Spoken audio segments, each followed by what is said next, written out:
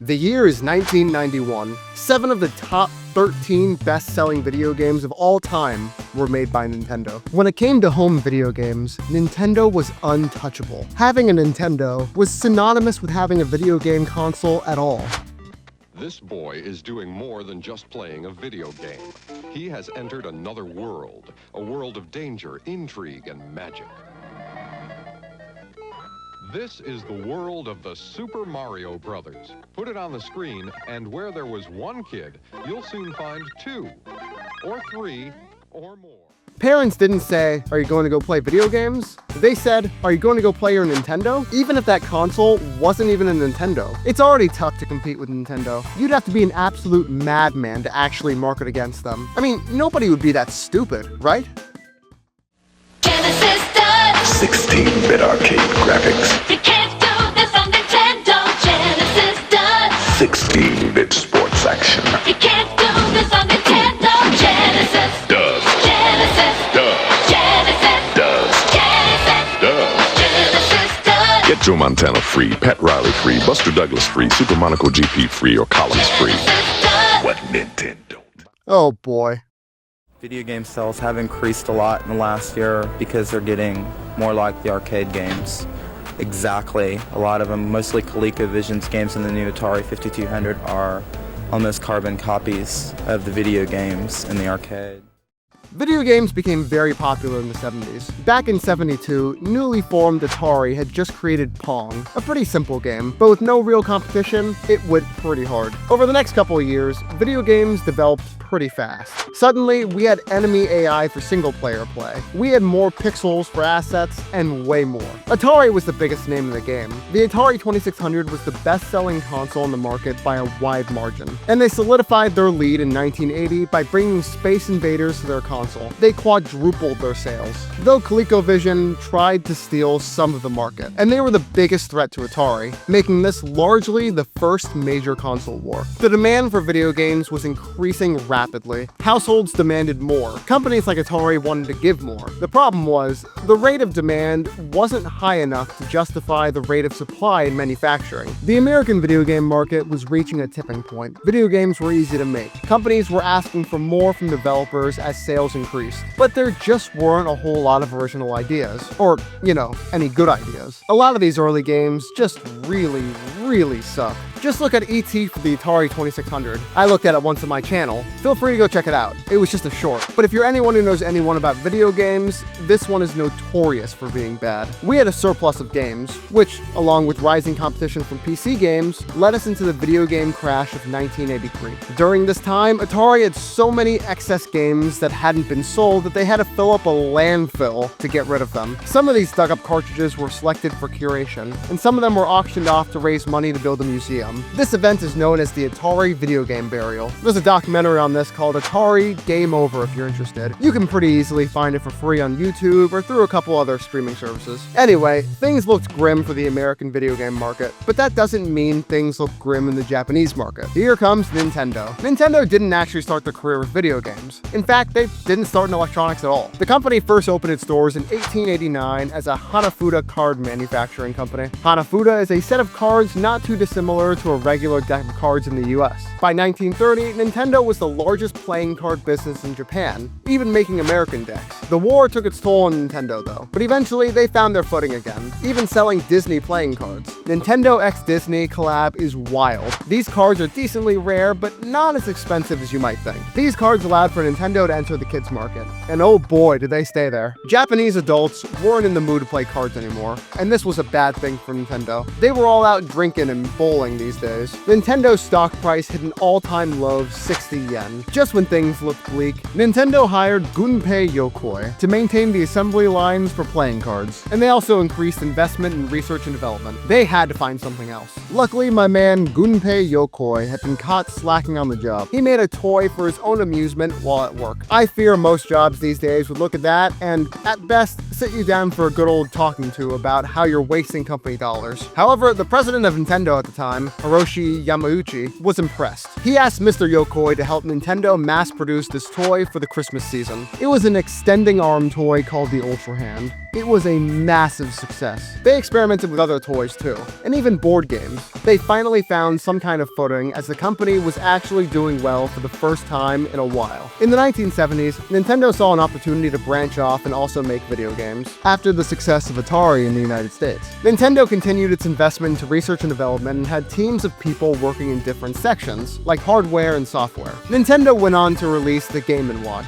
a very successful line of portable games. Nintendo also entered the arcade game market and released their first arcade game, Sheriff, which just so happened to be published by Sega. But obviously, more on them later. The company came up with one of the most successful arcade games in history, and one of the best-selling video games once ported over to consoles. Donkey Kong was created. It was a massive hit. The Jumpman in the game would later go on to be officially named Mario, named after the landlord of Washington Nintendo offices, Mario Segale. When the video game crash of 1983 that I mentioned earlier happened, Nintendo was just about to step into the home console market. They learned from the failures of Atari, though, by ensuring the games for their consoles were hand-picked. Ever seen the official Nintendo seal? That's how they did it. Nintendo absolutely took over the market, and by storm. The NES came out in 1983, and by 1990, the NES sales had skyrocketed past the Atari 2600's lifetime. And by 1995, sales of the NES, SNES, and the Game Boy were the only consoles ever to beat the 2600, all made by a single company, Nintendo. It was a good time to be a Nintendo executive. They were clearly doing it right. Except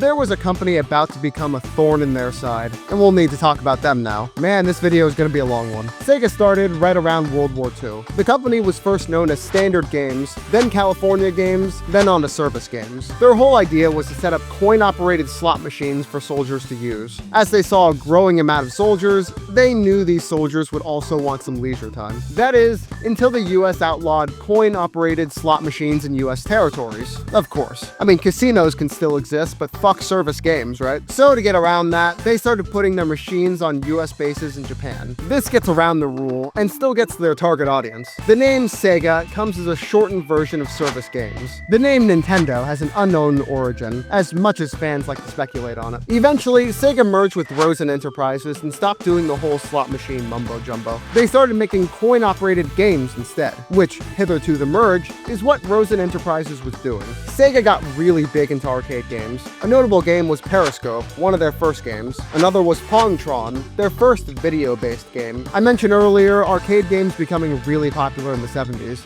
and this was huge news for Sega. They became one of the biggest arcade game manufacturers in Japan. This did not last long though. The arcade game market saw a major decrease in demand in the early 80s, and Sega had to rethink their strategy. They decided to go to home consoles. Their first console, the SG-1000. Also, the SC-3000 being a computer version of it. It sold pretty well, but Nintendo's Famicom outsold them by quite a bit, most notably due to having third-party games on their console. It was a wild time. Most console games could also be found in arcades. Nintendo gatekeeped the competition and made sure their developers were locked into deals with them. These developers couldn't put their games on any other device. Nintendo was a huge pain in the ass for Sega at this point. The Master System, Sega's third console after the SG-1000 and SG-1002, didn't sell incredibly well, mostly due to Nintendo, but also due to poor marketing tactics.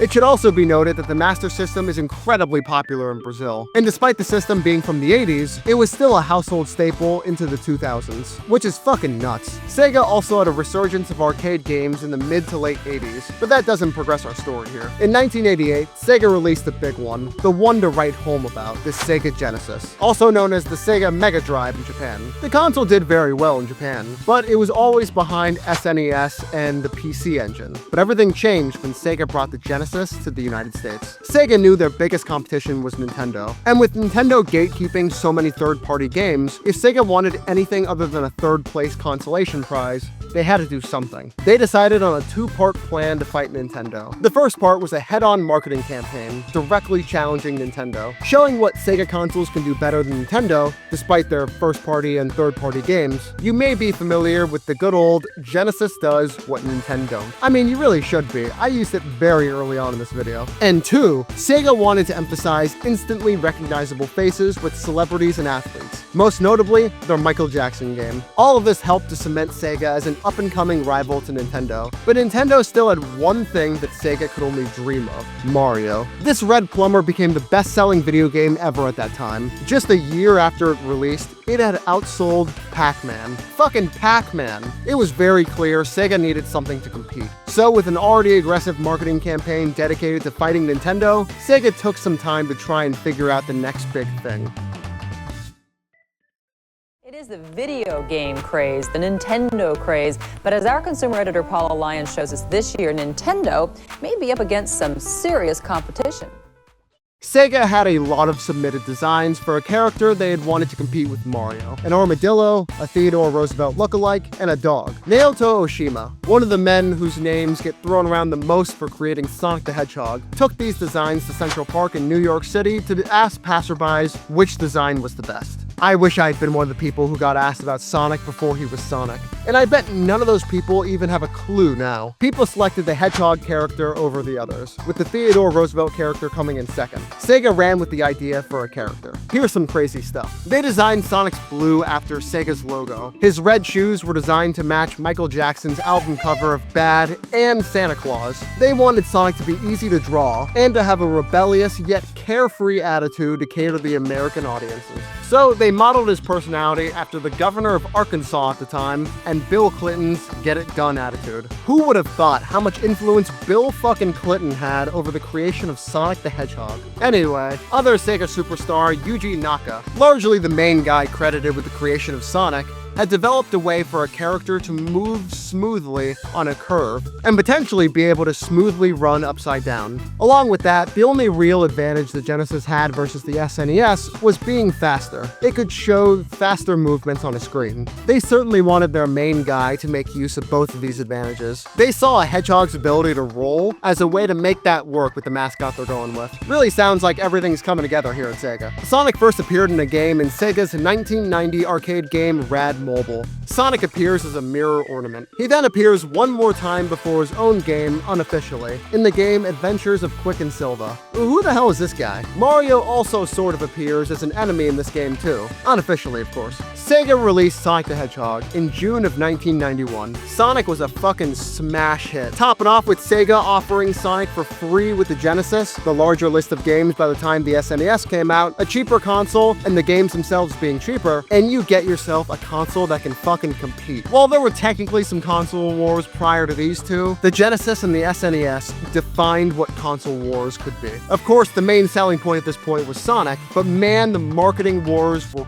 crazy. Sega was absolutely hounding Nintendo, calling their console shitty. The SNES was missing their blast processing, as they put it. In reality, the systems aren't that different. They both excel in different areas, like the Genesis having better processing speed, while the SNES showed a lot more colors and had better music. But none of that really matters. At the end of the day, both of them were comparable. What did matter was everyone's feelings on the war. Thanks to Sega starting a war and actively pushing it, kids all over the country were fighting about it. It was like a gang war fought between kids. You were either a Genesis kid or a Nintendo kid. There weren't any other real options. Well, actually, the third option is owning both consoles. You'd be the coolest kid in town that way. It should also be mentioned that Nintendo released one of the best-selling consoles of all time. Their handheld console, the Game Boy. Some others, like Atari, tried to compete as well, but the main competitor was Sega with their Game Gear. The Game Gear versus the Game Boy wasn't as big as the Genesis versus the SNES, as the winner is definitively the Game Boy. I mean, everyone's heard of the Game Boy. I bet you 69 cents your best friend has never heard of the Game Gear, but the Game Gear was more powerful, and it looked better,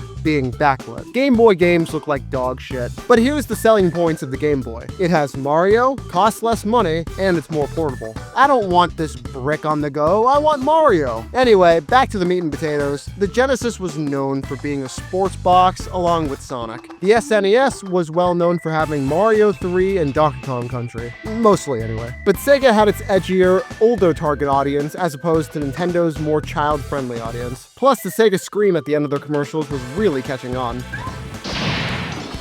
Nintendo had good marketing as well. Nintendo Power and all that. Of course, Sega's marketing played a massive role, but it was also that the Genesis released before the SNES. Sega was already taking shots at Nintendo ahead of time, but by the time the SNES did release, the Genesis was much cheaper and had 150 games as opposed to the SNES having 8 games at release. Nintendo did have games everyone wanted to play, like Mario, Zelda, and Donkey Kong, but it wasn't like today. I suspect people were more willing to jump ship on their fandom back then, as these franchises had less history at the time, which would explain why families were so much more willing to buy the cheaper Genesis with more games as it was already out, as opposed to waiting for the SNES. While the SNES did have a successful launch, releasing 3.4 million units within a year, it was clear they lost some ground to Sega. Those third-party developers that had promised Nintendo they'd only make games for Nintendo consoles found any way to break that agreement to also make games for the Genesis. It was a crazy time. By 1992, Nintendo recognized that they were no longer in an overwhelmingly dominant position in the video game market. While the SNES outsold the Genesis in 1992,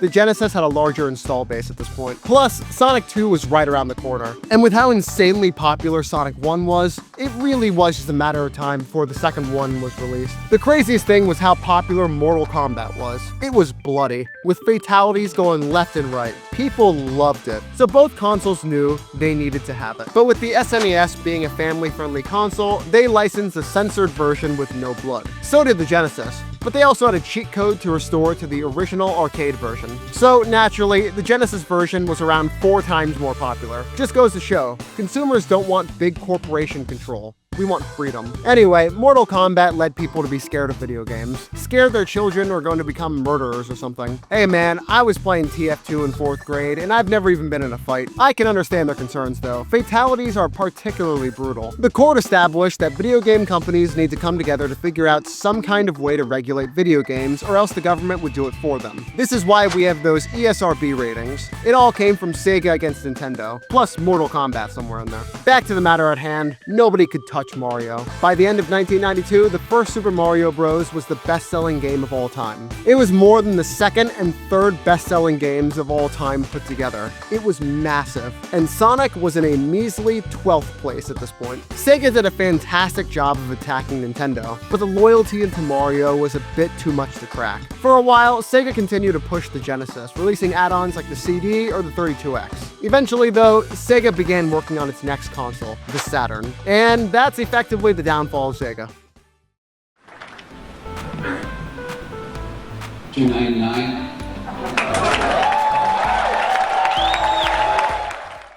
E3 1995, the first ever E3. Sega showed off their new Sega Saturn. It was already released in Japan, and Sega had already announced the price would be $399. A far cry from the Genesis, which was $149 on release, and brought down even more to $129 when Nintendo lowered their costs. The Sega Saturn didn't have any games, despite its immediate release being announced at this E3. This scared developers, as their games for the system were months away. Nintendo heavily showed off their Virtual Boy, a console that allows some kind of weird virtual reality. And if you've ever put a Virtual Boy on your head, it's a real fucking headache. Sega was thinking the real competition against the Sega Saturn would be the Nintendo 64, but it wasn't out yet. However, all of this was eclipsed by the real competition of this generation. Right before all this, Nintendo hired Sony to make them a CD player for their consoles. It was already made, and Nintendo backed out. Going into the next generation, Nintendo would use cartridges for the Nintendo 64. This made it very difficult for third-party developers to make games for them versus the competitors like the Sega Saturn who used CDs.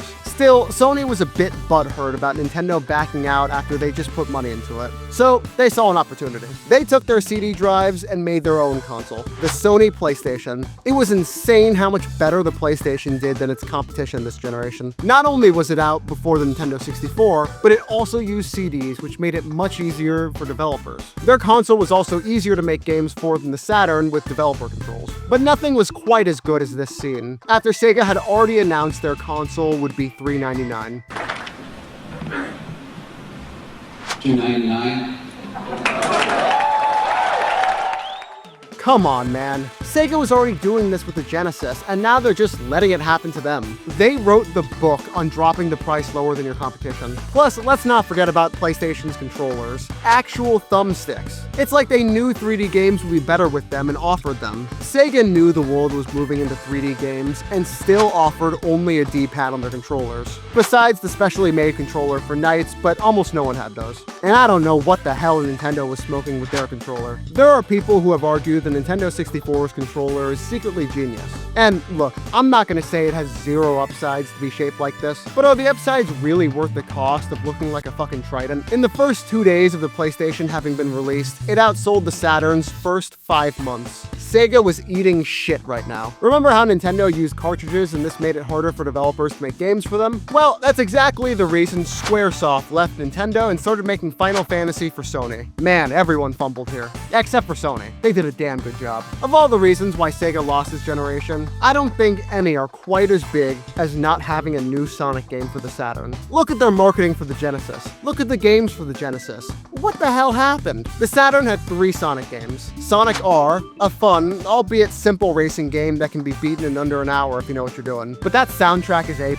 Sonic 3D Blast, a game that was also on the Genesis, so nothing is exciting here. Though it was arguably better on the Saturn, but that's neither here nor there. And finally, Sonic Jam, a collection of older Sonic games that were also on the Genesis. What's cool about Sonic Jam is that in between playing games, you're in this hub world where you get to run around as Sonic. If they just took this and made it into a full game, I guarantee the Saturn would have been a much more successful console. They tried their hand at making a 3D Sonic game, with Sonic Extreme. But like, look at it, man, it's a headache and a half. Needless to say, they shut this game down while it was still in development and had nothing to show for it. Nintendo did really well this generation, making some of the greatest games of all time, like Super Mario 64, Mario Kart 64, Smash Bros, GoldenEye, and then some. But both Nintendo and Sega were out of their league. Sony had taken over, and this got even worse in the next generation. Now, in this generation, in the grand scheme of things, Sega didn't lose to Nintendo that badly. Like, it was bad. But in a vacuum, it wouldn't have been impossible to recover from, if it wasn't for Sony. This next generation had the Nintendo GameCube, the Sega Dreamcast, the Sony PlayStation 2, and Microsoft's Xbox. The Xbox outsold both Nintendo and Sega here, but nothing came close to the PlayStation 2. It outsold all 3 other competitors combined and then some. With the Dreamcast, Sega finally put out their first real 3D Sonic game, Sonic Adventure. It was a smash hit for the Dreamcast. It's one of the games you need if you own a Dreamcast. But it's too little too late. If Sonic Adventure had come out on the Saturn, Sega would have had a lot more going for them at the end of the day. In 2001, Sega ceased producing consoles and focused entirely on making games. Except in Brazil, of course, where Master Systems were still being produced. Man, somebody get those kids a Dreamcast. Nintendo took a new approach to the video game market, one we hadn't seen before. Instead of competing with their new competitors, Sony and Microsoft, they took a backdoor approach. Nintendo now exists in their own world, untouchable by competitors. While Sony and Microsoft kill each other, or rather, Sony kills Microsoft these days, Nintendo largely can't be beaten right now. They exist with their first-party games and use so many gimmicks like the Wii and the Switch that differentiates themselves. But a new company couldn't do what they're doing. They need to have those already popular first-party franchises to do what Nintendo's doing, and Nintendo is just making it work. They learned from the early video game crash to have a seal of approval to prevent the market from being oversaturated with shitty games. And then they learned, instead of directly competing, which is not only difficult, it's costly, and it poses a risk for losing, they could just not compete. Both Sega and Sony taught them that lesson. In a way, the Nintendo 64 having cartridges instead of discs, which made them lose that generation of consoles, was the stepping stone in being different from the competition. Immediately after this, with the GameCube having smaller discs catered to children, then the Wii being centered around motion controls, skip the Wii U, it's clear that not only the Nintendo 64's cartridges and the controller set them down a path of being so different from their competitors that nobody can take them down. Nintendo saying it's the fastest selling console they've had so far, which is a testament to the fact that this is a console that's very similar to its predecessor, the original Switch, which is now Nintendo's best selling console of all time. But This will be the shortest segment in the video. Since Sega pivoted to only making games, they've seen some success. The console market is hard. I mean, even Xbox is backing out at this point. Sega made their Sonic games for all other consoles, even remaking Sonic Adventure 1 and 2 for GameCube to keep the games alive. Nintendo went to outsell both Xbox and Sony in the 7th generation of consoles with the Wii, not by having the strongest console, but by having the most interesting one. Sonic vs. Mario is still in talks today. It's why my channel has any views at all with the content I'm putting out. But the two aren't exactly enemies anymore. Sonic was the first third-party character in Smash Bros., a previously all-Nintendo game. Sonic and Mario also have their Olympic Games series. The two of them are damn near friends, which would be crazy to any time travelers that came straight from the 90s. As we move forward, the console wars are shrinking more and more. We don't even have an E3 anymore. Nintendo isn't competing. Sega just makes games, which is probably for the best. Microsoft is basically done for, and without any competition, Sony just raised prices on 5-year-old consoles. Thank God Steam is sort of getting into the console market. More and more people are migrating to PC, some of them still having a Switch for the exclusives. But the fact of the matter is, you can play more Nintendo games emulated on your PC than you can on a Switch. This video turned into being mostly a history lesson on video games and console wars as a whole, but it's impossible to talk about Sonic vs. Mario without it. Mario 1 is still to this day one of the best-selling games of all time, selling 58 million copies. Mario Kart 8 Deluxe selling even more than that at almost 80 million. In the top 50 best-selling games, Nintendo made 20 of them. Of that 20, 7 of them included Mario in some way. Like, I'm counting Smash Bros. Here too. In this same list of 50 best-selling games, Sega made one of them, Sonic the Hedgehog, selling 40 million copies. It's pretty clear who wins against the other in the grand scheme of things. But also, did anybody else realize Human Fall Flat sold more than Sonic? Are we fucking kidding, guys? If you liked the video, make sure to subscribe. Sorry this video took so long to come out. I feel like I've been saying that a lot recently, and you know what? I'm just gonna take my time from here on. No more apologies. I can't wait to see you guys in the next video. See you later.